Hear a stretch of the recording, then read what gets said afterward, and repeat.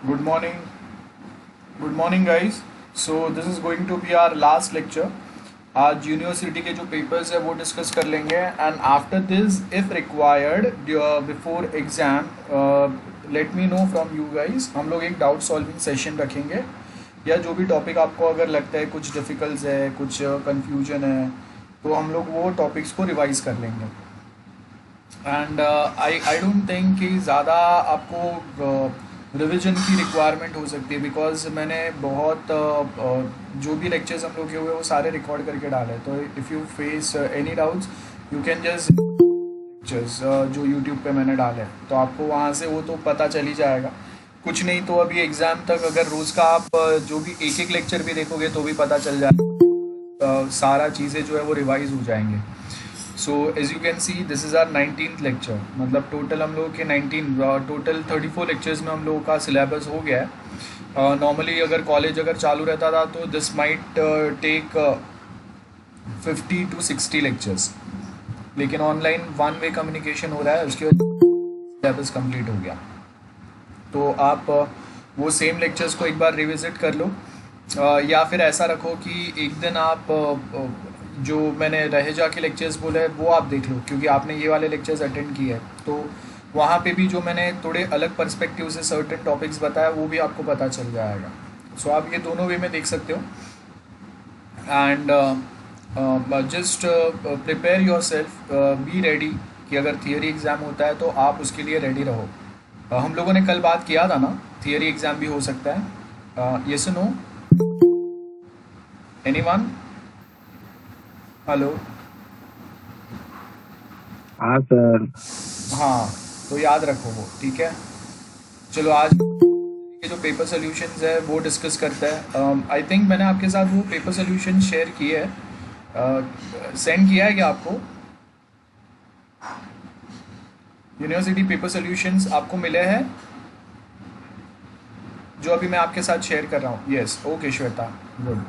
सो यहाँ पे देखो हम लोग वही सेम पेपर सोल्यूशंस जो है वो अभी यहाँ पे अभी डिस्कस करेंगे. 2018 का ये पेपर है, एक बार चेक कर लेते हैं. क्वेश्चंस क्या है, आपका क्वेश्चन है और पेपर पैटर्न हम लोग को सबको पता है. आपके पास 5 क्वेश्चंस रहेंगे और सब में आपको 3-3 क्वेश्चन अटेम्प्ट करने हैं. तो मतलब 3 आपके ऑप्शन रहेंगे, टोटल 6 क्वेश्चंस है आपके पास. सो यहाँ पे ऑप्शन आपके पास बढ़ जाते हैं. तो अगर आपने, जैसे मैंने बोला है कि लिमिटेड टॉपिक्स अगर पढ़ के रखे हैं तो भी ये 6 में से आप 3 क्वेश्चंस तो प्रॉपर अटेम्प्ट कर पाएंगे. सो यहाँ पे क्या बोल रहे हैं, different phases of project management life cycle. ये हम लोगों ने जब टॉपिक पढ़ा था वो टाइम पे मैंने आपको बोला था कि जो हम लोग के प्रोजेक्ट मैनेजमेंट लाइफ साइकिल है उसके सारे स्टेप्स आपको मेमोराइज होने चाहिए. अंदर के पॉइंट्स जो है वो चलो आप अपने खुद के कुछ ऐड करते हैं, बट ये जो 10 स्टेप्स जो है वो आपको याद रहने चाहिए. ओके. फर्स्ट प्रोजेक्ट इनिशिएशन होगा, प्रोजेक्ट प्लानिंग होगा, प्रोजेक्ट एग्जीक्यूशन होगा एंड प्रोजेक्ट क्लोजर होगा. तो बहुत सिंपल है. फर्स्ट अगर आप देखेंगे project initiation mean start with project concept development. Okay. उसके आगे हम लोग क्या बोल रहे हैं, कैरेक्टरिस्टिक्स थ्रूली अंडरस्टूड, कितना आपका प्रोजेक्ट का स्कोप होगा, कॉस्ट कितना होगा और उसके सामने आपको बेनिफिट्स कितना हो रहा है ये देखेंगे हम लोग. टेक्निकल एंड फाइनेंशियल फिजिबिलिटी क्या है ये देखेंगे हम लोग. बिजनेस केस इज़ डेवलप्ड ये हम लोग देखेंगे. प्रोजेक्ट मैनेजर एक अपॉइंट हो जाएगा जो एग्जैक्टली बताएगा कि आपके जो भी प्रोजेक्ट्स है वो कैसे वे में आगे जाना चाहिए, कैसे वे में हम लोग उसके साथ प्रोग्रेस कर सकते हैं, क्या पॉइंट्स पे हम लोग के मेन फोकस रहने चाहिए, एक्सेट्रा एक्सेट्रा. ये होगा. Then project character is written, बराबर है. देन यहाँ पे वही आएगा, प्रोजेक्ट बिल्डिंग आएगा जिससे हम लोग बेस्ट जो सिलेक्ट कर सकते हैं. ये वाले पॉइंट्स है आपके. तो यहाँ पे मैं ये सब क्वेश्चंस सो दैट हम लोग यहाँ पे सर्टेन टॉपिक अगर आपको याद नहीं है वो हम लोग छोटा शॉर्ट में रिवाइज कर सके. ओके. प्रोजेक्ट प्लानिंग में हम लोग क्या बोल रहे हैं, project plan identified the project task, उसका क्या टाइमिंग रहेगा, कौन से रिसोर्स एंड कितना टाइम हम लोगों ने असाइन किया है वो हम लोग देखेंगे. यहाँ पे रिसोर्स प्लान लिस्ट में हम लोग क्या बोल रहे हैं, मैन पावर कितना लगेगा, इक्विपमेंट्स कितने लगेंगे, ये पूरा प्लानिंग चलेगा. फाइनेंशियल प्लान में हम लोग यहाँ पे देखेंगे कि कितना मैन पावर अगर हम लोग लगा रहे हैं तो उसके बेस के ऊपर आपका फाइनेंशियल प्लान में पता चलेगा कि हम लोग कितना मैन पावर लगा रहे हैं, तो उसके बेस के ऊपर आपका कितना खर्चा होगा। ओके, क्वालिटी प्लान हम लोगों ने क्वालिटी प्लानिंग वाला अलग से पढ़ा हुआ है, तो क्वालिटी कंट्रोल लोग यहाँ पे डिस्कस करेंगे, कितना लेवल तक का टेस्टिंग होना चाहिए, ये सारे पॉइंट्स आएंगे यहाँ पे। ओके, लास्ट में रिस्क प्लान होगा कि हम लोग आइडेंटिफाई करेंगे कि कौन से स्पेसिफिक जो मॉड्यूल्स है आपके प्रोजेक्ट के पार्ट है जो आप अभी बना तो रहे, लेकिन अगर फेल हुआ तो कितना % का आपको टोटल लॉस हो सकता है आपके कैपिटल पे, वो हम लोगों को यहाँ पे देखना पड़ेगा। बिकॉज बहुत बार ये हो सकता है कि आपके कैपिटल पे आपको बहुत ज़्यादा या बड़ा लॉस हो सकता है, तो वो टाइम पे हम लोगों को ऐसे लॉसेस से खुद को बचाना है, सो दैट हम लोग अपने प्रोजेक्ट में ज़्यादा चीज़ कर सके। रिमेंबर, अगर हम लोग ज़्यादा बड़ा रिस्क लेते हैं और वो जो रिस्क किया है वो अगर सक्सेस नहीं होता है, तो आपका बहुत ज़्यादा बड़ा अमाउंट कैपिटल का जो है ना वो रिस्क पे आ जाएगा, और उसके बाद आपके प्रोजेक्ट फेलियर के चांसेस जो है वो बढ़ जाएंगे। सो बेटर कि हम लोग ऐसा ना करें।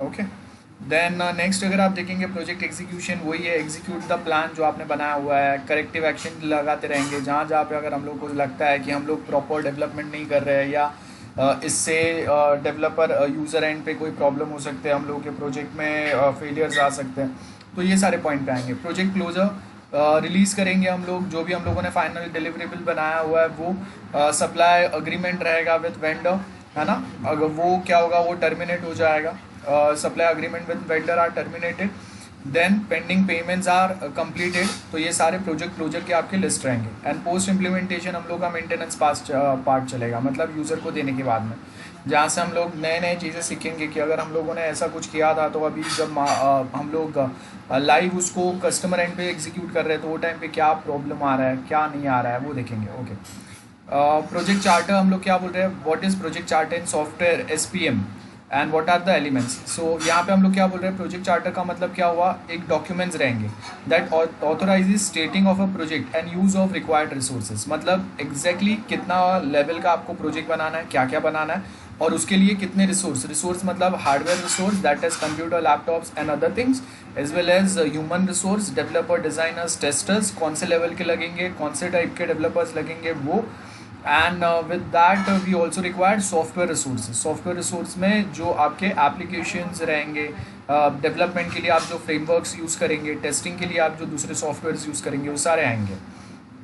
उसके साथ में प्रोजेक्ट के आउटलाइंस हम लोग यहाँ पे बनाएंगे, एग्जैक्टली क्या डिलीवर करना है वो हम लोग बताएंगे, है ना। तो ये प्रोजेक्ट चार्टर जो है इसके अंदर यही सारे पॉइंट्स आएंगे। Sign and issued by a top management, so that हम लोग को पता चले कि एग्जैक्टली कौन क्या काम करने वाला है, कितना काम करना है, और ओवरऑल प्रोजेक्ट आपका क्या बनेगा।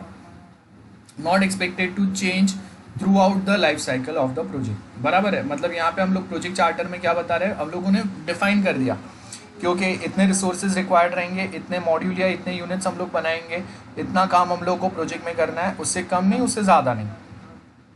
और हम लोग फिलहाल के लिए एक्सपेक्ट नहीं कर रहे हैं कि हम कोई प्रोजेक्ट में अभी रिक्वायरमेंट में चेंजेस आएगा, अगर आएगा तो फिर उसके लिए अलग से प्रोसेस फॉलो करना पड़ेगा।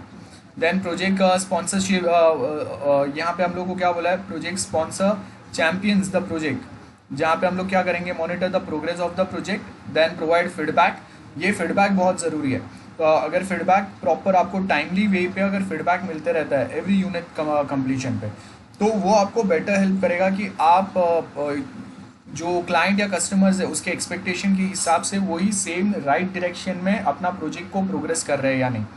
बहुत बार क्या होता है, हम लोग का प्रोजेक्ट 25, 30, 40% कंप्लीट होने के बाद में क्लाइंट के पास जाते हैं फीडबैक लेने के लिए, और वो टाइम पे अगर क्लाइंट बोल रहा है कि नहीं this is not up to the mark, हम लोगों ने जो एक्सपेक्ट किया था वो ऐसा नहीं है, तो वो टाइम पे this creates a problem. Okay, server as a guiding document for all activities, ये भी आएगा। देन प्रोजेक्ट चार्टर में हम लोग दूसरा क्या बोल रहे हैं, ओवरऑल ऑब्जेक्टिव रहेगा प्रोजेक्ट का, बराबर है, जहाँ पे ब्रॉडली हम लोग प्रोजेक्ट का आपका स्कोप बताएंगे ब्रॉड लेवल पे। ओके, देन उसके बाद नेक्स्ट क्या बोला है, टाइम टेबल हम लोग यहाँ पे बनाएंगे कि स्टार्ट डेट क्या होना चाहिए, एक्सपेक्टेड आपका एंड डेट या कंप्लीशन टाइम क्या होना चाहिए, कौन से स्टेक होल्डर्स रहेंगे। आई होप हम लोगों को पता है स्टेक होल्डर्स मतलब every individual who is involve in your project, वो क्लाइंट हो अपने साइड से जो रिक्वायरमेंट गैदरिंग कर रहा है, या वो चेक कर रहा है आपने बनाया हुआ सॉफ्टवेयर, डिज़ाइनर हो, रिक्वायरमेंट गैदरिंग पर्सन हो, डेवलपर हो, टेस्टर हो, ये सारे स्टेक होल्डर्स हैं। N overview of resources needed, and वो रिसोर्सेज के हिसाब से आपका बजट कितना हो रहा है वो, और मेजर रिस्क कौन से हो सकते हैं अगर प्रोजेक्ट आपने जो सोचा था वो एक्सपेक्टेशन की हिसाब से अगर वो बिहेव नहीं कर रहा है, और वो एक्सपेक्टेशन के हिसाब से अगर वो आपका सिस्टम को या आपके वो करंट वर्किंग एनवायरनमेंट को सपोर्ट नहीं कर रहा है। Okay, project portfolio management, again next topic हम लोगों ने पढ़ा था। पोर्टफोलियो आपने देखा रहेगा, हर कोई जो बड़े एक्टर या कोई रहते हैं वो अपने पोर्टफोलियोज बनाते हैं।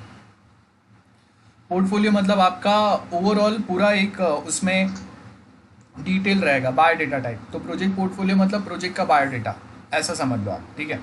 तो project management provides an overview of all the project that an organization is undertaking. तो यहाँ पे प्रोजेक्ट पोर्टफोलियो मैनेजमेंट में हम लोग क्या देखेंगे, कौन से टाइप के आपने प्रोजेक्ट अब तक किए और उसका क्या रिजल्ट रहा है, कैसा रिव्यू रहा है, जो क्लाइंट्स या कस्टमर्स जो है उनका रिएक्शन क्या है, और थोड़े टाइम यूज़ करने के बाद में उनको वहाँ पे क्या लग रहा है। So it prioritizes the allocation of resources to project and which new project should be accepted, है ना, and which existing one should be dropped, जिसको हम लोग एंड करेंगे, और कौन से नए प्रोजेक्ट अभी हम लोग, सारे पॉइंट्स भी यहाँ पे आएंगे। ओके, प्रोजेक्ट पोर्टफोलियो डेफिनेशन में क्या आएगा, record in a single repository detail of all the projects. हम लोगों ने अब तक कौन से प्रोजेक्ट बनाए उसका पूरा डिटेलिंग यहाँ पे जाएगा। नेक्स्ट हम लोगों को क्या बोला है, प्रोजेक्ट पोर्टफोलियो मैनेजमेंट में detail costing of project and manager hope are records. Then उसके आगे एक्चुअल परफॉर्मेंस क्या रहेगा वो आएगा। प्रोजेक्ट पोर्टफोलियो ऑप्टिमाइजेशन में हम लोग देखेंगे बेटर बैलेंस ऑफ प्रोजेक्ट में भी achieve, like profitable but risky हो सकता है, मतलब जितना ज़्यादा प्रॉफिटेबल रहेगा उतना ज़्यादा रिस्की हो सकता है। उसके आगे modest benefits and fewer risk, ऐसा भी हो सकता है, मतलब कम बेनिफिशियल बनाओ जिससे रिस्क भी आपका मिनिमाइज हो सके। तो ये 2 पॉइंट्स पे हम लोग फोकस करते हैं। ओके, कभी कभी आपको ऐसा भी आ सकता है, अब ये MCQ के लिए भी आपको काम में आ सकता है। देखो क्या बोला है, terms net profit, return on investment, pay back period and net present value and internal rate of return, ये सारे पॉइंट्स हम लोगों ने डिस्कस किए हैं। तो आई डोंट थिंक कि यहाँ पे अभी अगर हम लोग ये पॉइंट्स पे बात करें उसका कोई नेसेसिटी है। सो आपको क्या बोला है, net profit is difference between total cost and total income over a life of project. ये आपका नेट प्रॉफिट हो गया, है ना, कितने साल आपने यूज़ किया और वो टाइम पे आपका कितना बेनिफिट हुआ था, that is a net profit. Pay back period is a time taken to break even और पे बैक इनिशियल इन्वेस्टमेंट, ये आपका पे बैक पीरियड हो गया। ओके, नेक्स्ट आपको यहाँ पे वो इक्वेशंस दिए हुए हैं, ये ऑलरेडी डिस्कस किया है, ये मैं वापस नहीं बता रहा हूँ, किसी को कोई डाउट है तो पूछो तो हम लोग वापस डिस्कस करते हैं। Okay, project product explain product breakdown structure, जिससे हम लोग को पता चलेगा कि कहाँ कहाँ पे हम लोग एग्जैक्टली डिफाइन कर रहे हैं कि ओके यहाँ से आपका ये पार्ट जो है वो हम लोग बाद में करेंगे, ये वाला पार्ट बाद में करेंगे, इट इज़ लाइक दैट। सो कहाँ पे हम लोगों को होल्ड करना है, कहाँ से हम लोग आगे कंटिन्यू करेंगे, ये सारे पॉइंट्स पे फोकस होगा। और उसके साथ में नेक्स्ट अगर आप यहाँ पे देखेंगे तो नेक्स्ट पॉइंट्स पे हम लोग कहाँ पे फोकस कर रहे हैं कि हम लोग यहाँ पे बताएंगे कि आपका एग्जैक्टली देखो यहाँ पे प्रोडक्ट रिजल्ट एक्टिविटी, ट्रेनिंग आएगा, प्रोजेक्ट डॉक्यूमेंट्स आएंगे, डिज़ाइंस आएंगे, देन ट्रेन यूजर्स रहेंगे जो आपके सॉफ्टवेयर्स को चलाएंगे, बराबर है। विजुअली हम लोग वहाँ पे सर्टन वे में वीडियोस के थ्रू या सर्टन अदर मीन्स के थ्रू हम लोग उनको एक्सप्लेन करेंगे कि वो प्रोजेक्ट का पे वर्क कैसे करना है। देन यहाँ पे ये वाला डायग्राम ऑलरेडी हम लोगों ने किया हुआ है। What do you mean by the scope and objective of a project. तो ऑब्जेक्टिव क्या होना चाहिए, objective means a project team must achieve for a project of success, ये उनका ऑब्जेक्टिव होना चाहिए। Outcome of project rather than the task, user की जो एक्सपेक्टेशंस है वो हम लोग कितने लेवल तक अचीव कर पा रहे हैं, ये होगा। उसके बाद नेक्स्ट क्या बोल रहे हैं, predetermined results which effort is directed. Scope में हम लोग क्या बोल रहे हैं, ये देखो ये बहुत प्रॉपर वे में दिया है, इतना आपको याद रखना है। स्कोप मतलब output plus outcome plus benefit plus work required to produce them, ये आपका स्कोप हो गया। ये सबको मतलब बाउंड्रीज ऑफ योर प्रोजेक्ट, इसका मतलब स्कोप हो गया। नेक्स्ट हम लोग क्या बोल रहे हैं, steps involve in identifying the project scope. Practical measures में हम लोग देखेंगे कितना इफेक्टिव होगा, क्या एप्लीकेशंस फंक्शंस हम लोग ऐड करेंगे। तो उसके साथ में each project establish project authority, stakeholder analyse identity all stakeholders in a project and their interest कि उनको उनके रिक्वायरमेंट्स क्या है। हम लोगों ने ऑलरेडी पढ़ा था कि हम लोग क्या करते हैं बेसिकली, जो आपके मल्टीपल यूज़र्स रहेंगे जो अलग अलग मॉड्यूल पे काम करने वाले हैं, हम लोग उनका इंटरव्यू लेते हैं और इंटरव्यू लेने के बाद में फिर हम लोग चेक करेंगे कि हाँ उनके कॉमन रिक्वायरमेंट्स क्या आ रहे हैं और कौन से पॉइंट्स पे वो बात कर रहे हैं। सपोज अगर वो बोल रहे हैं कि हाँ हम लोगों को ये वाले रिक्वायरमेंट्स है, हम लोग के ये रिक्वायरमेंट्स है, XYZ जो भी रिक्वायरमेंट्स है, तो हम लोग उस पर फोकस करने की ट्राई करेंगे, बराबर है। Then modify objective in light of stakeholders analysis, establish method of communication channel, because communication जितना direct रहेगा, जितना clear रहेगा, उतना आपका प्रोजेक्ट के लिए ज़्यादा बेनिफिशियल रहेंगे। ओके, नेक्स्ट ये यूनिट 2 के आपके क्वेश्चन है, what do you understand by the term ceremony in scrum project. So देखो ये स्क्रम वाला अलग से टॉपिक हम लोगों ने डिस्कस किया था। स्प्रिंट प्लानिंग क्या होता है, एक टीम होता है जो फास्टर पेस पे कुछ चीज़ों को डेवलप करने का कमिटमेंट करता है, बराबर है। Delivery certain features in ensuring sprint, है ना, फास्टर पेस पे हम लोग डेवलप करने की ट्राई कर रहे हैं। Then product owner works with the team to negotiate which product backlog item the team should work. Then Scrum Master has to ensure that the team agrees to realistic goals for a sprint। ये आएगा। Daily scrum चलेगा, मतलब daily आपने आज के दिन में क्या काम किया है, कल का क्या काम था, वो डेली एक रिकॉर्ड, डेली एक मस्ट हम लोग मेंटेन करेंगे, वो आएगा। स्प्रिंट रिव्यू मीटिंग में हम लोग क्या बोल रहे हैं, team demonstrates the new functionality developed during the sprint and feedback taken from this, उसको हम लोग वहाँ पे मेंशन करते जाएंगे सो दैट कहीं पे अगर कुछ चेंजेस की ज़रूरत है, कोई चीज़ प्रॉपर नहीं बना है, तो उस पर भी हम लोग फोकस कर सकते हैं। Then advantage disadvantage of software prototyping. Prototyping मतलब एक ओरिजिनल सॉफ्टवेयर सॉरी एक ओरिजिनल सॉफ्टवेयर बनाने से पहले हम लोग क्या करते हैं, वो सॉफ्टवेयर का प्रोटोटाइप बनाते हैं, है ना, एक डमी मॉडल बनाते हैं। तो एडवांटेज क्या रहेगा, ये प्रोटोटाइप से हमको बहुत सारी चीज़ें सीखने मिलेगा कि सॉफ्टवेयर आपका एग्जैक्टली कैसे बनेगा। वो डमी मॉडल बता के जब आप कस्टमर या क्लाइंट से डील करेंगे तो आपका कम्युनिकेशन जो है वो और बेटर हो जाएगा, यूज़र जो है वो और प्रॉपर वे में इन्वॉल्व हो पाएगा और उसको समझ में आएगा कि एग्जैक्टली हम लोग क्या बनाने की बात कर रहे हैं और जो भी हम लोग बनाएंगे वो कैसा दिखेगा, और उसके बेस के ऊपर हम लोग आगे के पॉइंट्स पे डिस्कशन कर सकते हैं। Clarification of partially known requirements, ये आ सकता है। Demonstration of consistency and completeness of specification, तो कहीं पे अगर कोई कन्फ्यूजन है वो भी हम लोग यहाँ पे क्लियरली मेंशन कर सकते हैं। Reduce the need for documentation, क्योंकि आप डायरेक्टली डमी बता रहे हैं तो आपको अलग से एक डॉक्यूमेंट में हर एक छोटे से छोटा चीज़ ऐड करने की ज़रूरत नहीं है, आप डायरेक्टली वो रेफरेंस मॉडल रखेंगे और रेफरेंस मॉडल से ही यूजर्स को पता चल जाएगा। मेंटेनेंस कॉस्ट आपका कम हो जाएगा। फीचर कंस्ट्रेंट्स जो भी रहेंगे, कुछ कंडीशंस रहेंगे, है ना, कुछ रूल्स रहेंगे, वो हम लोग यहाँ पे बता सकते हैं। प्रोडक्शन ऑफ एक्सपेक्टेड रिजल्ट क्या रहेगा वो हम लोग यहाँ पे बता सकते हैं। डिसएडवांटेज क्या रहेगा, users may misunderstand the role of a prototype, कि कभी कभी क्या होगा कि वो एग्जैक्टली देखेगा कि आपका जो भी सॉफ्टवेयर बनेगा that should be a replica of that prototype. So हम लोग ऐसा नहीं करते ना, आप डमी बनाने का और ओरिजिनल प्रोजेक्ट जो बनाएंगे उसमें कभी कभी थोड़ा बहुत फ़र्क भी हो सकता है। तो कस्टमर्स पॉइंट ऑफ व्यू पे क्या होता है, बहुत बार वो एग्जैक्टली वेरीफाई करने की ट्राई कर रहे हैं कि ओके ये हम लोगों ने देखा था तो एग्जैक्ट यही चीज़ है वहाँ पे आने चाहिए, यही सेम फंक्शन वहाँ पे होना चाहिए, ये सेम फॉर्म, ये सेम लेआउट वहाँ पे होना चाहिए। तो ये कभी कभी प्रॉब्लम क्रिएट करता है। Then lack of project standard possible, क्योंकि आपने प्रोटोटाइप तो बहुत अच्छा बना रहेगा लेकिन वो जो आपने प्रोटोटाइप बनाया उतना ही अच्छा आपका रियल प्रोजेक्ट चलेगा, उतना ही एफिशिएंट, उतना ही एग्जैक्ट रिजल्ट देगा, ये भी पॉसिबल नहीं है। लैक ऑफ प्रोजेक्ट कंट्रोल रहेगा, बराबर है, ये भी हो सकता है। देन एडिशनल एक्सपेंस बढ़ जाएंगे क्योंकि आपको पहले तो डमी बनाना है और फिर वो डमी के कंपैरिजन में आप एक नया प्रोजेक्ट बनाएंगे। मशीन एफिशिएंसी कितना है वो भी आपको देखना पड़ेगा। डमी तो बहुत अच्छा चलेगा बिकॉज आपने खाली वो एक डमी मॉडल बनाया जो बहुत लाइट वेट रहेगा, लेकिन ओरिजिनली वो कैसा चलेगा वो आएंगे। Okay, then 5 major components. External input क्या है, हम लोगों ने ये देखा था कि अलग अलग हम लोग आपके जो फंक्शंस हैं उनको ये अलग अलग कैटेगरीज में डिवाइड करते हैं और उसके बाद हम लोग को पता चलेगा कि कौन से फंक्शंस या कौन से टाइप के कंपोनेंट्स के ऊपर आपका कितना मेहनत लगेगा, कितना एक्सपेंस लगेगा। And based on this we basically decide कि हम लोग कौन से फंक्शंस, कौन से चीज़ों को डिवाइड करेंगे, कौन से यूनिट में कौन से फंक्शंस बनने चाहिए, उनका एक्सपेंस कितना आएगा।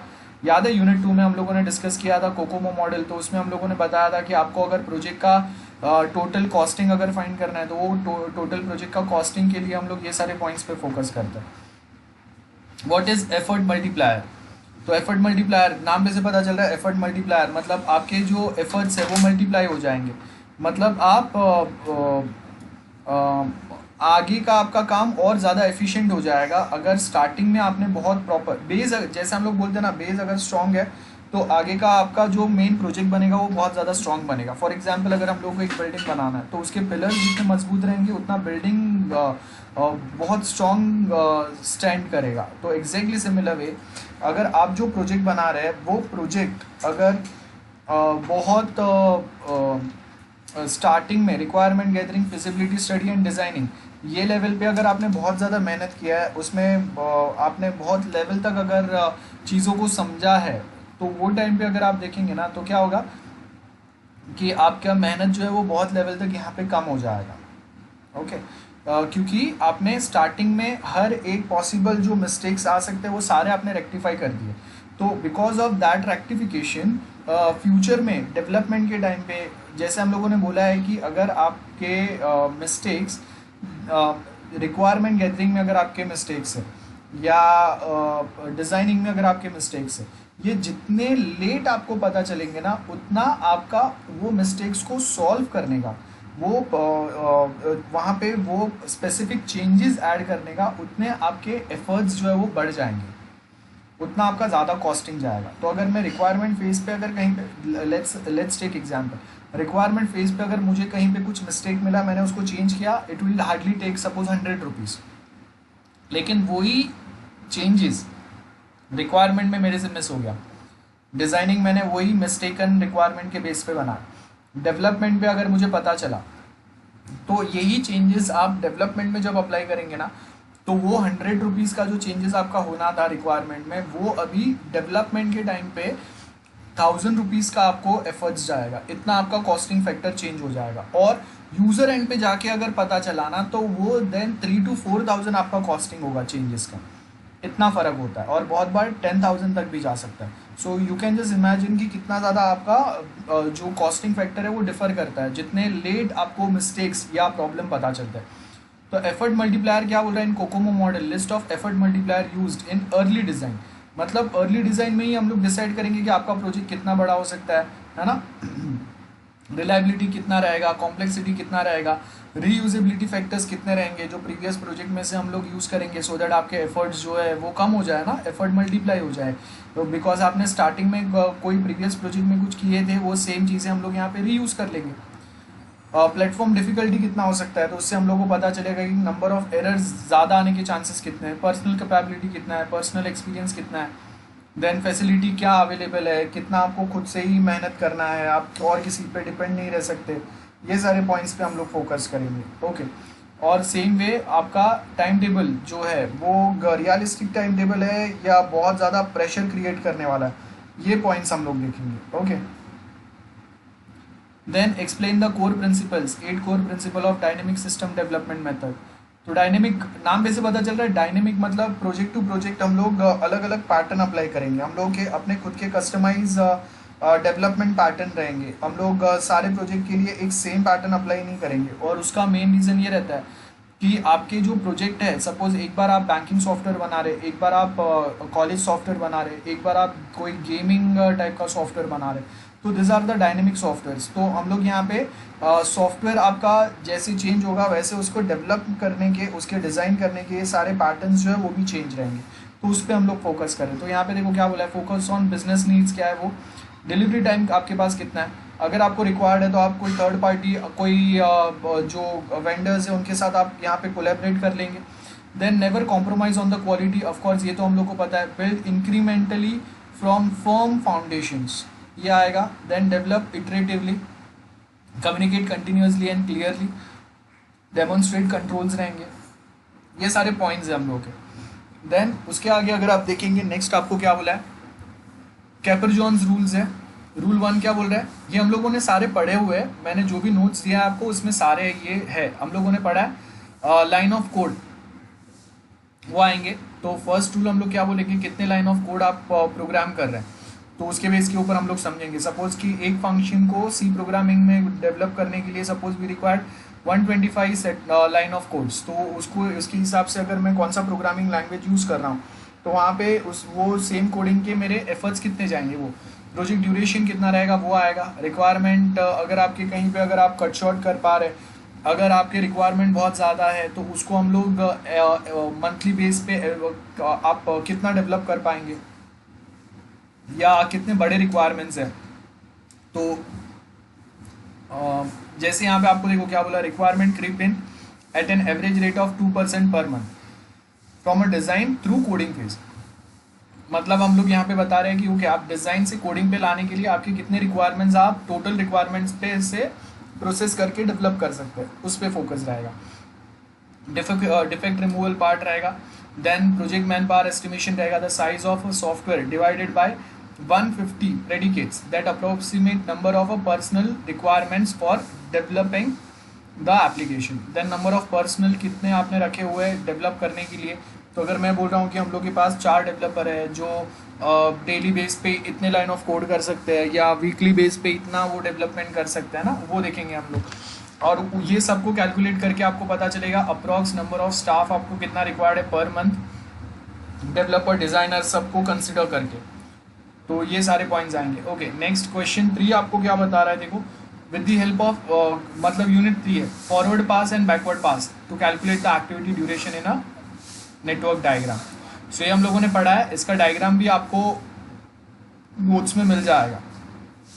यहाँ पे उसका पूरा एग्जाम्पल नहीं दिया हुआ है, वो आपको खुद से देख लेना है नोट्स में, जहाँ पे हम लोगों ने मेंशन किया है वहाँ से। Then define the term critical path क्या होता है, एज वी नो। फ्लोट मतलब हम लोग रैंडमली चालू करके कहीं पे हम लोग अपने हिसाब से उसको एंड कर सकते हैं, वो आएगा। फ्री फ्लोट कभी भी हम लोगों के हिसाब से हम लोग उसको कोई भी सिनारियो में एडजस्ट कर सकते हैं, एज एंड व्हेन रिक्वायर्ड, ये आएगा। इंटरफेरिंग फेरिंग फ्लोट वो क्या होगा, हैमकॉक क्या होगा, वो है। आप एक बार देख लेना, अभी कुछ डाउट्स है तो इसमें पूछो मुझे। बैंस 10 टॉप 10 प्रोजेक्ट रिस्क कौन से हो सकते हैं। पर्सनल शॉर्टफॉल है, आपके पास लोग ही नहीं है काम करने के लिए, या फिर आपने जो टाइम बोला है वो टाइम जो है वो अनरियलिस्टिक है, ये आ सकता है। Developing the wrong software function, ये प्रॉब्लम हो सकता है। डेवलपिंग रॉन्ग यूज़र इंटरफेस, जिससे यूज़र्स उसको ईजिली यूज़ नहीं कर पाएंगे, ये प्रॉब्लम हो सकता है। नेक्स्ट हम लोग बोल रहे हैं गोल्ड प्लेटिंग। बोलने के लिए आपने बहुत ज़्यादा कुछ बोल दिया है, प्रोटोटाइपिंग बहुत बड़ा कुछ बना दिया है, रियल में प्रोजेक्ट उतना बड़ा बनना नहीं है। लेट चेंजेस टू रिक्वायरमेंट, तो उसके क्या होगा कि आपने बहुत सारी कुछ चीज़ें ऑलरेडी डेवलप कर दी है और अब जाके आप उसमें वापस कोई चेंजेस ऐड करने की बात कर रहे हो, तो that will also create a problem. Shortfall in externally supplied components, ये आएगा। तो यहाँ पे हम लोग क्या बोल रहे हैं, एक्सटर्नली सप्लाइड कंपोनेंट मतलब आपको और किसी ने दिया हुआ है जो कंपोनेंट्स है, उसमें बेंचमार्किंग आपको डिफाइन करना रहेगा कि आपको क्या क्वालिटी के चीज़ें रिक्वायर्ड है, तो उसके हिसाब से हम लोग यहाँ पे फोकस करेंगे, बराबर है। फॉर्मल स्पेसिफिकेशंस क्या है, कॉन्ट्रेक्चुअल अग्रीमेंट क्या हो रहा है, क्वालिटी कंट्रोल्स कितना हो रहा है, ये आएगा। शॉर्टफॉल इन एक्सटर्नली परफॉर्म्ड टास्क, ये आएगा। क्वालिटी एश्योरेंस, जो आपने कोई एक्सटर्नल यूजर्स के पास से अगर कोई आपने प्रोडक्ट लिए हुए तो वो प्रॉपर नहीं है, ये प्रॉब्लम हो सकता है। रियल टाइम परफॉर्मेंस प्रॉब्लम्स हो सकते हैं, लाइक आपका जो डेटा है वो रियल टाइम डेटाबेस से सिंक्रोनाइज नहीं हो रहा है। मैं अगर कोई एक ट्रांजेक्शन परफॉर्म कर रहा हूँ, वो at same point of time mobile और कंप्यूटर पे वो अपडेट नहीं हो रहा है, या डेटाबेस में वो रिफ्लेक्ट नहीं कर रहा है और कोई लोकेशन पे जो उसको चेक करने की ट्राई कर रहा है, that is a simulation problem. Development technically too difficult, तो ये भी प्रॉब्लम हो सकता है, आपके पास इतने एक्सपीरियंस डेवलपर्स नहीं है। Okay, project evaluation and review techniques बहुत सिंपल है। और चार्ट जो हम लोगों ने डिस्कस किया था उसका डायग्राम आपको मिल जाएगा, वो सेम आपको यहाँ पे फॉलो करना है। इतने इक्वेशंस डालने की ज़रूरत नहीं है, आपको याद नहीं है तो सिंपली आप वो डायग्राम और थियरी ऐड करेंगे। नेक्स्ट हम लोगों को क्या बोला है, explain different categories of cost incurred in software project. Staff cost रहेगा, कहीं कहीं पे अगर आपका कल हम लोगों ने ऑलरेडी पढ़ा हुआ है, रेड जोन रहता है, एम्बर जोन रहता है एंड ग्रीन जोन रहता है। तो अगर आप कोई ऐसे जोन में है जहाँ पे आपको बहुत ज़्यादा मेहनत करने की ज़रूरत है, तो वो टाइम पे फिर हम लोग यहाँ पे क्या करेंगे, एक्स्ट्रा स्टाफ आप वहाँ पे अपॉइंट करेंगे, तो वो ओवरहेड हो गया। आप इलेक्ट्रिसिटी यूज़ करेंगे, इंटरनेट यूज़ करेंगे, ऑफिस में बैठ रहे हैं तो आप AC यूज़ करेंगे, वो दूसरे यूसेज चार्जेस वो आएंगे। रिसोर्स स्मूथिंग बहुत अच्छा सा डायग्राम के साथ में आपको नोट्स में मिलेगा, वो सेम फॉलो करना है। देन नेक्स्ट अगर देखेंगे, ये देखो ये मेरा जो हम लोग ने जो आप नोट्स डिस्कस किया है उसमें लास्ट में आपको ये सेम पॉइंट यहाँ पे मिलेगा, उसका एक्सप्लेनेशन दिया हुआ है। सेम यही पैटर्न में आपको वहाँ पे मिल जाएगा। वो कल ही हम लोगों ने डिस्कस किया था, आई थिंक ये, आई डोंट रिमेंबर, नहीं उसके पहले डिस्कस किया था। तो यहाँ पे हम लोग क्या बोल रहे हैं, review process model with the help of diagram. So यहाँ पे हम लोग क्या करेंगे, रिव्यू, ओरिजिनल जो आपने डॉक्यूमेंट्स बनाए उसके रिव्यूज़ है यहाँ पे, उसके रिव्यूज़ के बारे में बात कर रहे हैं हम लोग। तो अगर आप देखेंगे तो यहाँ पे हम लोग क्या बोल रहे हैं बेसिकली कि आपने जो भी आपने डॉक्यूमेंट्स बनाए, सॉरी जो भी आपने प्रोजेक्ट डॉक्यूमेंट्स या डिज़ाइंस बनाए उसको हम लोग रिव्यू करेंगे। अगर वो प्रॉपर है तो ही फिर उसके ऊपर आगे हम लोग काम चालू करेंगे। That is what we are trying to emphasise ये। तो वर्क प्रोडक्ट क्या है, प्लानिंग क्या है, रिव्यू टीम एंड जो टाइम टेबल बनेगा वो क्या रहेगा, प्रिपरेशन होंगे, देन लॉग्स बनेंगे। लॉग्स मतलब डायरी। अगर 50 लोगों ने आपके अलग अलग मॉड्यूल्स के ऊपर अगर आपको चेंजेस प्रोवाइड किए हुए हैं तो वो सारे चेंजेस को हम लोग यहाँ पे रिकॉर्ड करेंगे। याद करो ये सब मैंने पढ़ाया हुआ है आपको। आपके जो कलीग्स है वो इंडस्ट्री एक्सपर्ट्स जो है वो ये सब का हेल्प लेंगे हम लोग रिव्यू सिस्टम के लिए, और उनके हेल्प के थ्रू देन हम लोग यहाँ पे सिंपली ये रिव्यूज़ जो है वो जनरेट करेंगे। ओके, डिटेक्ट दिस डिफेक्ट जो भी रहेंगे वो हम लोग यहाँ पे लॉग में मेंटेन करेंगे, और वो डिफेक्ट्स जो है वो ऑन टाइम सॉल्व होने चाहिए, उसके ऊपर यहाँ पे हम लोग का फोकस होगा। किसी का तो माइक ऑन है, ऑफ कर दो। सो वो डायग्राम सेम यहाँ पे आपको एक्सप्लेन किया हुआ है। And next is what you mean by software configuration management. So will take 5 minutes break, then again will continue from here. Okay guys, so चलो कंटिन्यू करते हैं। Software configuration management, I think हम लोगों ने ये वाला पार्ट के लिए डायग्राम एक देखा था। देखो ये रिजर्व एंड रिस्टोर यूनिट 4 के लास्ट, सॉरी यूनिट 3 का लास्ट पेज पे आपको ये डायग्राम मिलेगा। वो डायग्राम साथ में यहाँ पे ऐड करना है सॉफ्टवेयर कॉन्फ़िगरेशन मैनेजमेंट में। तो सॉफ्टवेयर कॉन्फ़िगरेशन मैनेजमेंट नाम में से पता चलता है सॉफ्टवेयर कॉन्फ़िगरेशन, जैसे कंप्यूटर कॉन्फ़िगरेशन रहता है कि आपको कितना रैम, हार्ड डिस्क, ये वो ऐड करना पड़ेगा। एग्जैक्टली सिमिलर वे आपका जो सॉफ्टवेयर है उसके लिए कौन सा ओएस लगेगा, कौन से दूसरे सॉफ्टवेयर सपोर्टेबल सॉफ्टवेयर्स लगेंगे। जैसे अगर जावा है तो JVM रिक्वायर होगा, देन उसके साथ में कोई एक लेटेस्ट अपडेटेड ब्राउज़र लगेगा, etcetera etcetera. That is what we mean by software configuration management. Tracking and controlling changes to the software, और वो चेंजेस हम लोग कौन से एनवायरनमेंट में रन करने वाले हैं, टेक्नोलॉजिकली वो कितने एडवांस है, वो हम लोग के लिए फिजिबल है क्या, ये सब देखेंगे। तो वर्क प्रोडक्ट जो है वो कंट्रोल्ड होना चाहिए। कभी कभी क्या होता है प्री कंट्रोल्ड हो सकता है या अनकंट्रोल्ड हो सकता है। अनकंट्रोल्ड मतलब जो आ रहे हैं वो चेंजेस हम लोग डालते जा रहे हैं, लेकिन उसका ड्रॉबैक क्या होगा, क्लाइंट एंड पे वो वर्क करे या वर्क ना भी करे, ये उसका प्रॉब्लम हो सकता है। तो इसके लिए हम लोग बेसिकली यहाँ पे क्या बोल रहे हैं, वर्क प्रोडक्ट जो है वो कंट्रोल्ड वे में बनाओ या प्री कंट्रोल्ड बनाओ, है ना।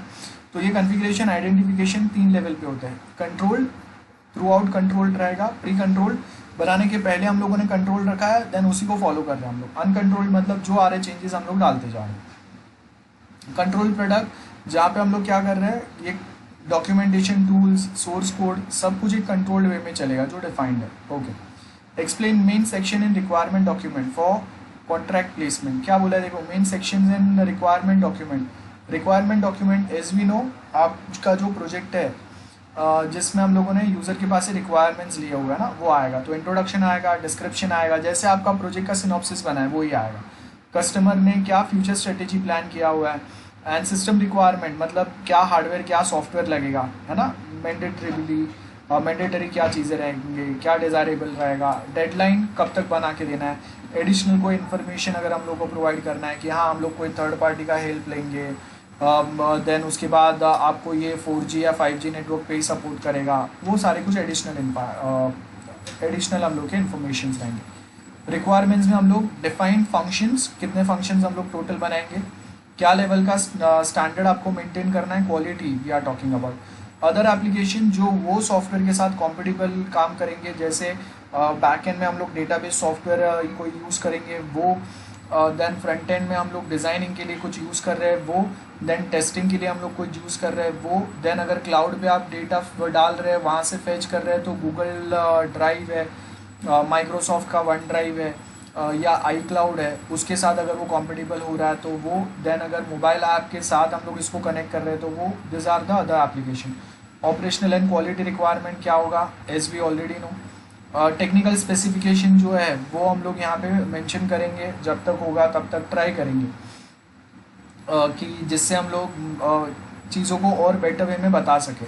लेकिन हमेशा ये नहीं रहता है कि टेक्निकल स्पेसिफिकेशंस बहुत ज़्यादा डिटेल में हम लोग बता सकें, तो इसके लिए थोड़े कुछ बेसिक टेक्निकल स्पेसिफिकेशंस बताते, बाकी के हम लोग अवॉइड कर देते हैं जितना क्लाइंट को समझ में आए। जैसे अगर मैं बोल रहा हूँ कि चलो मैं फ्रंट एंड ये लैंग्वेज यूज़ करूँगा, बैक एंड में डेटाबेस यूज़ करूँगा, that's it, nothing more than that. Each requirement need to identify as mandatory और desirable requirement for information needed to जज the standing of organization itself, like financial report क्या है, क्या series है, जो काम करने वाले हैं वो सब आएगा। Okay, what is fix price contract, नाम में से पता चल रहा है, ये ऑलरेडी हम लोगों ने डिस्कस किया है। फिक्स प्राइस मतलब आपने एक टाइम एक लिमिट दिया है, एक सेट ऑफ रिक्वायरमेंट है, उसको हम लोग चेंज नहीं करेंगे, that is fix price requirement. So यहाँ पे क्या बोला, a price is fixed when contract is sign, if no change in a contract this is the price they pay on completion, that's it. Advantage क्या रहेगा, customer को पता है total expenditure कितना रहेगा,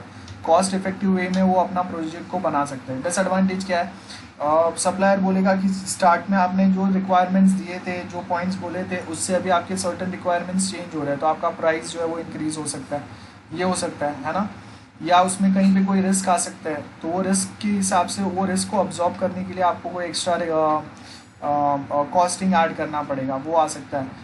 मॉडिफिकेशन बहुत ज़्यादा डिफिकल्ट हो जाएगा, because whenever we try to modify the existing requirement, जो सप्लायर है वो आपको बोलेगा कि भाई अभी आपका एक्स्ट्रा कॉस्टिंग यहाँ पे चार्ज होंगे, वही है।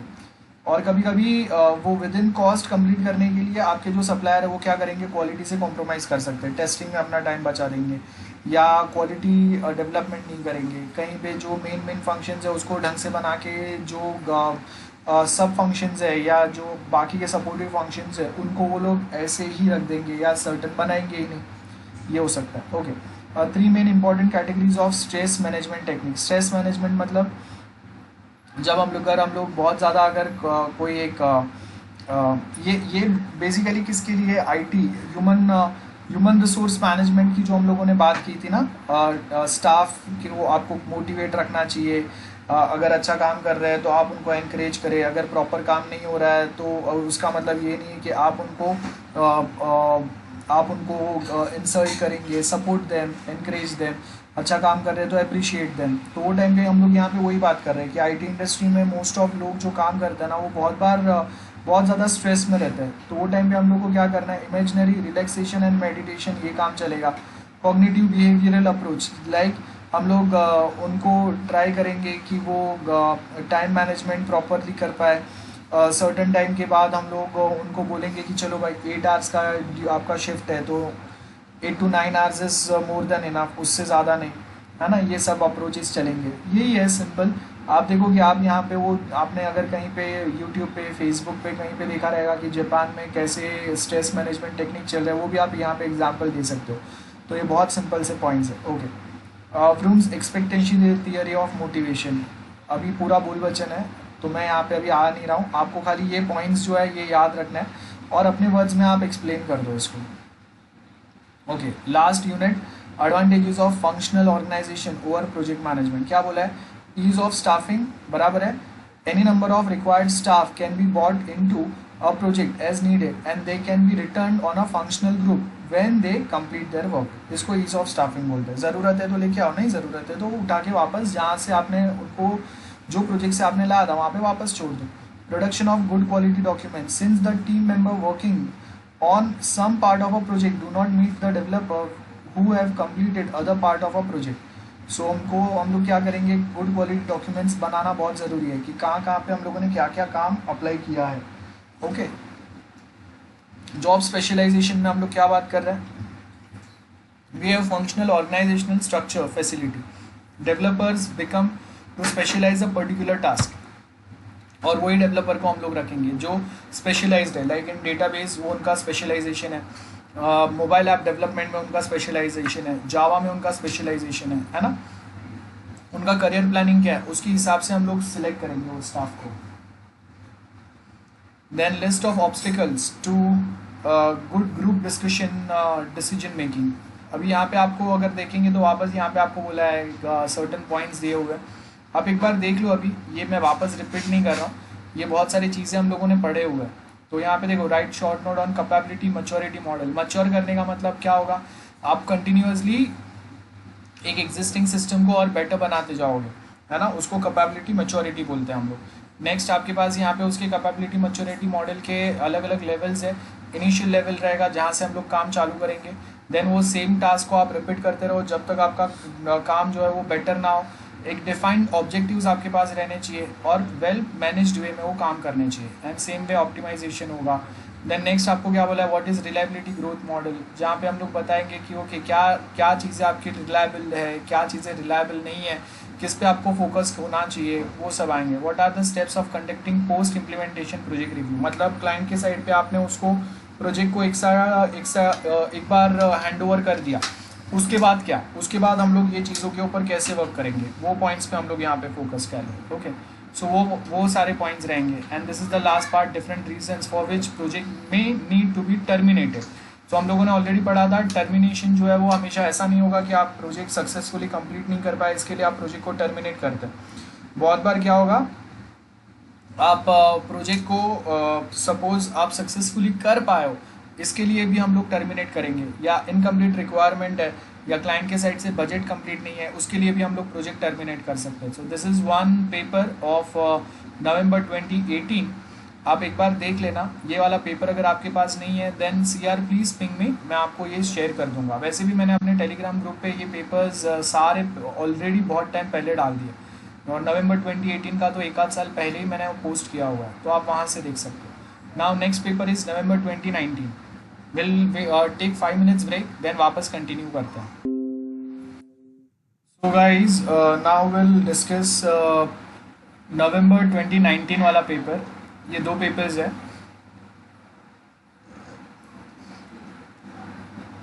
क्वेश्चन 1 यूनिट 1 है, डिफाइन प्रोजेक्ट क्या होगा, इंपॉर्टेंस ऑफ SPM। बहुत सिंपल सा क्वेश्चन है, सेल्फ एक्सप्लेनेटरी है। अब देखो, प्रोजेक्ट मैनेजमेंट लाइफ साइकिल हर साल आता है ये क्वेश्चन, तो आपको इस पे फोकस करना है, जो अभी हम लोगों ने प्रीवियस पेपर डिस्कस किया उसमें भी था ये। देन प्रोजेक्ट पोर्टफोलियो, अगेन यहाँ पे भी रिपीट हुआ, प्रीवियस में भी था। Scope and objective of a project, again previous में था, यहाँ पे भी था। सो देखो आप एग्जैक्ट बहुत सारे क्वेश्चंस जो है ना वो रिपीट हो रहे हैं। Then resource allocation, resource smoothing, याद है वो वाला topic, and risk evaluation, same again repeat हो रहा है। देन ये एक न्यू क्वेश्चन है यहाँ पे, different approaches use for fast delivery of a project. तो अब ये वाले क्वेश्चन में करना क्या है, आपको प्रोजेक्ट अगर फास्ट डिलीवर करना है, डायनेमिक वेज आपको यहाँ पे अप्लाई करने पड़ेंगे। सो डायनेमिक वे में एक अजाइल आ सकता है, स्क्रम आ सकता है, कैनबन आ सकता है, स्क्रमबन आ सकता है। ये सब हम लोगों ने पढ़े नहीं है, हम लोगों ने कौन सा पढ़ा है, सिर्फ काम का अजाइल, स्क्रम, एक्सट्रीम प्रोग्रामिंग। तो आपको ये नाम याद रखना है, लेकिन ये सारे नाम में से एक्सट्रीम प्रोग्रामिंग, अजाइल या स्क्रम, ये जो भी आपको याद है वो आपको देन 5 मार्क्स के लिए वहाँ पे एक्सप्लेन करना है इसमें।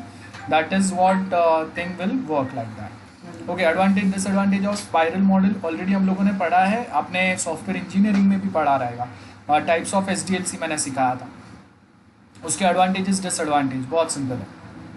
अब ये देखो, ये वाला जो है ना, ये लास्ट पेपर में नहीं थे ऐसे कोई question. This are the more scoring questions.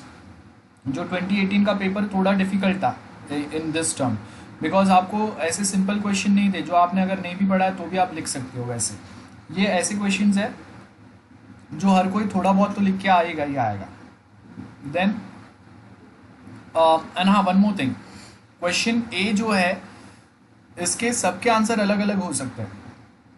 मैंने यहाँ पे ये 4-5 नाम दिए और उसके बाद मैं अजाइल एक्सप्लेन कर रहा हूँ। आप में से और कोई स्क्रम एक्सप्लेन करेगा, या और कोई कैनबन एक्सप्लेन करेगा, कोई स्क्रमबन एक्सप्लेन करेगा, कोई लीन एक्सप्लेन करेगा, कोई XP एक्सप्लेन करेगा।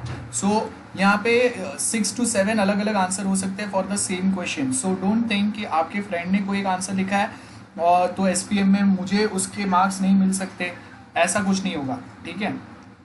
देन नेक्स्ट आपको यहाँ पे नेक्स्ट जो बता रहा है वो क्या बता रहा है, common problem face during effort estimation. ये हम लोग को पता है, जब अगर हम लोग एस्टिमेट निकालते हैं प्रोजेक्ट का कितना कॉस्टिंग होगा, कितना डेवलपमेंट कॉस्ट जाएगा, तो वहाँ पे हम लोग क्या बोलते हैं, नेचर ऑफ एस्टिमेट क्या है वो, पॉलिटिकल इम्प्लीकेशंस क्या हो सकते हैं उसके, अगर टेक्नोलॉजी चेंज हुआ तो आपका बजट कितना ओवर या अंडर जा सकता है ना। एंड आपने प्रीवियसली ऐसे प्रोजेक्ट नहीं बनाया, मतलब स्क्रैच से आपको सारा काम करना पड़ेगा, और अगर आपके पास ऐसे प्रोजेक्ट एक्सपीरियंस है तो बहुत सारे कोड ये वो भी आपके पास रेडी रहेगा, तो वो सेम हम लोग यहाँ पे रीयूज़ कर सकते हैं, तो आपके एफर्ट्स जो है वो कम जाएंगे, आपके एस्टिमेट्स थोड़े आप यहाँ कहीं ना कहीं मिनिमाइज कर सकते हो, सो दैट मार्केट में अगर कोई दूसरा पर्सन वो सेम रेट पे अगर प्रोजेक्ट प्रोवाइड कर रहा है तो in that cut through competition आप वो प्रोजेक्ट के लिए बिड कर सकते हो बेटर वे में। Okay, estimation rule, Capers Jones estimation rules, ये सेम हम लोगों ने प्रीवियस पेपर में देखा, वो सेम रिपीट हो रहा है। आप देखो 50 to 60% पेपर 2018 का 2019 में रिपीट हुआ है, ये सेम वहाँ पे जो हम लोगों ने डिस्कस किया हुआ है। Explain top down approach associated with parametric model, bottom up and top down दो अप्रोचेस देखे थे। बॉटम अप अप्रोच का मतलब क्या है, स्क्रैच से आप ही पूरा प्रोजेक्ट का सब कुछ आप बना रहे। टॉप डाउन का मतलब क्या है, प्रोजेक्ट एक्सपीरियंस है आपके पास, ऐसे ऑलरेडी आपने बहुत सारे प्रोजेक्ट बनाए, तो आप उसका एक्सपीरियंस लेके उसके डॉक्यूमेंट्स उसके डिजाइन यहाँ पे रीयूज करेंगे। COCOMO model, as we already know, project का नंबर ऑफ लाइंस आपके कितने हैं, नंबर ऑफ फंक्शंस कितने हैं, उसके बेस के ऊपर हम लोग एक एस्टिमेटेड कॉस्ट निकाल रहे हैं, that is COCOMO model. Then unit 3 अगर आप देखेंगे, एक्टिविटी प्लानिंग की ज़रूरत क्या है, बहुत सिंपल है, आप देखो कि यहाँ पे आप अपने हिसाब से भी अगर ये पढ़ के 4-5 पॉइंट आप अपने खुद के भी ऐड कर सकते हो, इतना सिंपल है। एक्टिविटी प्लान कि आप देखो कि आप कहाँ पे बेटर वे में काम कर सकते हैं, वो इंक्रीज एफिशिएंसी कहाँ पे रहेगा, रिस्क कम कहाँ पे रहेगा वो देखो, है ना। कोऑर्डिनेशन विद इन ऑर्गेनाइजेशन होना चाहिए, ऑल अवेलेबल रिसोर्सेज वो ऑन टाइम होने चाहिए, सो दैट आप सारी चीज़ें काम टाइम पे कर पाओ, वो सब है। नेटवर्क प्लानिंग मॉडल क्या रहेंगे, then define the risk and discuss the ways to deal with them, ये नए क्वेश्चन है जो प्रीवियस पेपर में नहीं थे।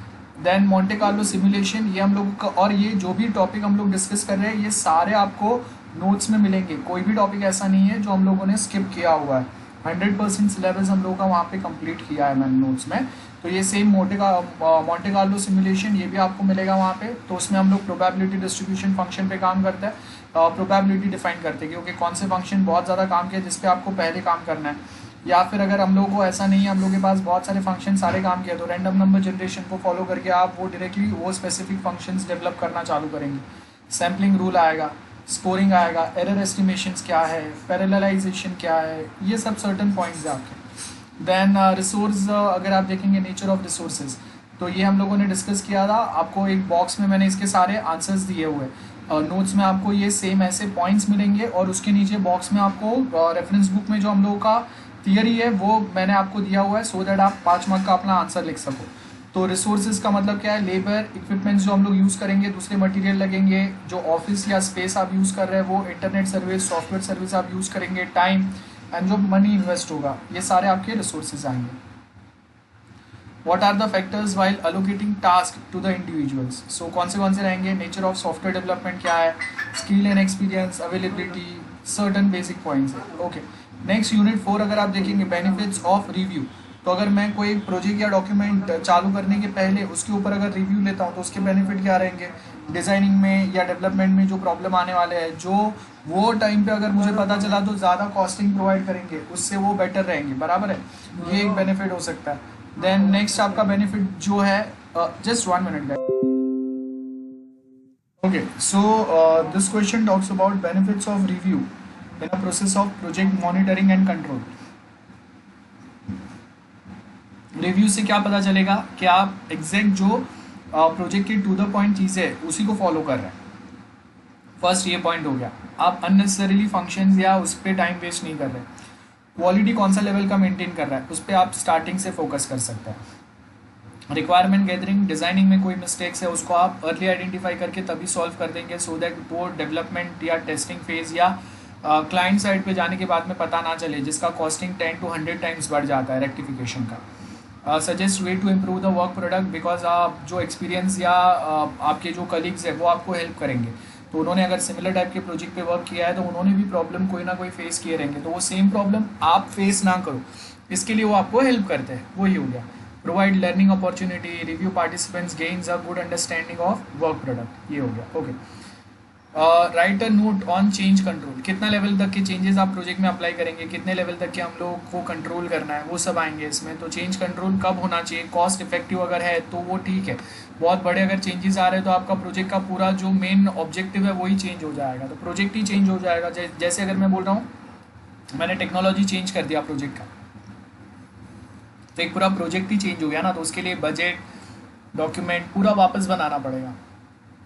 सो चेंज कंट्रोल आपके बजट में हो, विद इन टाइम पॉसिबल है, विद इन कॉस्ट पॉसिबल है, तो अगर एक्स्ट्रा कॉस्ट लग रहा है आप क्लाइंट के साथ डिस्कस करो, अगर वो अग्री है तो ठीक है, अदरवाइज वो चेंजेस हम लोग यहाँ पे नहीं लाएंगे। ये आएगा। नेक्स्ट क्या बोल रहा है, explain the advantage and disadvantage of fix price contract. Fix price नाम पे से पता चल रहा है, लास्ट पेपर में भी ये सेम चीज़ हम लोगों ने डिस्कस किया, इसके प्रीवियस नवंबर 2018 का। और हाँ, वन मोर थिंग, यहाँ पे आपके पास क्वेश्चन आंसर पैटर्न दिया है, तो ये सिर्फ रेफरेंस आंसर्स है, आपको एग्जाम में 5 मार्क के लिए इतना आंसर लिख के मार्क्स नहीं मिलेंगे अगर रिटर्न एग्जाम होता है तो, या फ्यूचर में भी अगर आपके कोई एग्जाम्स होते हैं उसमें भी आपको पेपर सॉल्यूशन में अगर एक छोटा सा आंसर दिया हुआ है तो उतना ही आंसर आपको लिख के मार्क्स नहीं मिलेंगे। ये बहुत बार जो पेपर सॉल्यूशंस रहते हैं ये प्रोफेसर्स के लिए रहते हैं, जो मैं आपके साथ शेयर कर रहा हूँ। तो बेसिकली हम लोग जब आपके पेपर्स इवेल्युएट करते हैं ना, तो this are the basic points जो आपके पेपर में होने चाहिए, और उसके आगे स्टूडेंट ने क्या लिखा है उसके बेस के ऊपर हम लोग मार्क्स देते हैं। तो ये आपको कंप्लीट आंसर्स यहाँ पे सारे क्वेश्चंस के नहीं मिलेंगे। सो उसके लिए आपको अपना ये नोट्स में से जाके मार्क करके रखो, पीडीएफ है, आप पीडीएफ में जाके वहाँ पे टेक्स्ट बॉक्स ऐड कर सकते हैं, बाजू में लिख के रखो, सिंपल सा टेक्स्ट बॉक्स ऐड कर सकते हैं। ये देखो, ये जो मैं पीडीएफ रीडर यूज़ कर रहा हूँ इसमें भी मेरे पास ऑप्शन अवेलेबल है, आप जाके देखो, यहाँ पे देखो ये है ना, कमेंट डाल दो। जैसे यहाँ पे अभी मैं किसी के बाजू में एक कमेंट डाल सकता हूँ ना, तो यहाँ पे मैं एक कमेंट डाल दूंगा और वो कमेंट के अंदर मैं यहाँ पे कहीं पे तो लिख दूंगा, ये देखो ये कमेंट बॉक्स आ गया मेरा, तो ये कमेंट बॉक्स में मैं यहाँ पे ऐड कर दूंगा चीज़ें कि हाँ चलो मेरे पास ये वाला कोई क्वेश्चन है, ये मेरा ये ईयर का क्वेश्चन है, like this I can just right anything here, ठीक है।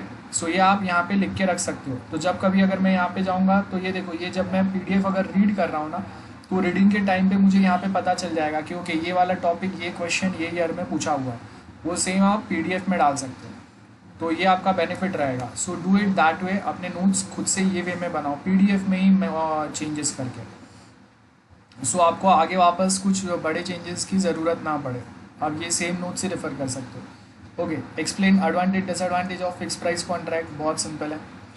देन उसके आगे स्टेज इन कॉन्ट्रैक्ट प्लेसमेंट क्या क्या रहेंगे, कॉन्ट्रैक्ट प्रिपरेशन रहेगा, एक ऑथर रहेगा, मतलब जो जिसने कॉन्ट्रैक्ट लिखा है वो रहेगा।